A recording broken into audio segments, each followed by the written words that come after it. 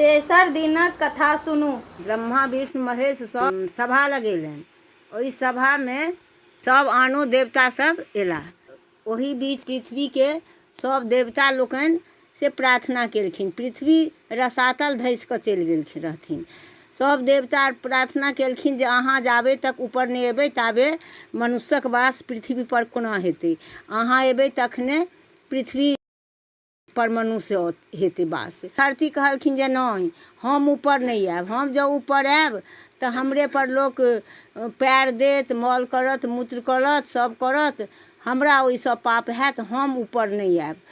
तखन ब्रह्मा विष्णु महेश कहलखिन जे नहीं, अहाँ ओकर चिंता नहीं करू, अहाँ तो ऊपर आब। अहाँ ऊपर आयब, जे अहाँके बिना प्रणाम केने अहाँ धरती पर लात देती हुनकर ओ पाप हुनका हेतनि।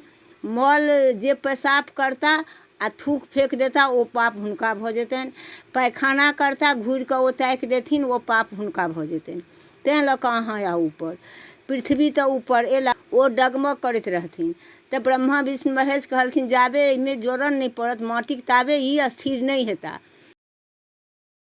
माटि के भार देल गेल काछ के, काछ पुते माटि नहीं आयल। तखन नागराज के देल गेलनि जे अहाँ जाउ माटि आनू, एहिमे जोड़न पड़तै तखने ई से पृथ्वी स्थिर हेता। तखन जे हुनको पुते नहीं भेलनि तऽ कबई माछ के भार देल गेल जे अहाँ आनू माटि। तऽ कबई माछ कतबे हथोड़लथि, कतेक प्रयास केलथि तऽ कनिक हुनका कनखुर में माटि एलनि। माटि एलनि तऽ ओ ओही के जोड़न पृथ्वी में पड़ल, लेकिन तैयो डगमगाइत रहथिन। तऽ नागराज के हुनका आ काछ के भार देल गेल जे अहाँ ई भार लियौ जे पृथ्वी स्थिर रहत।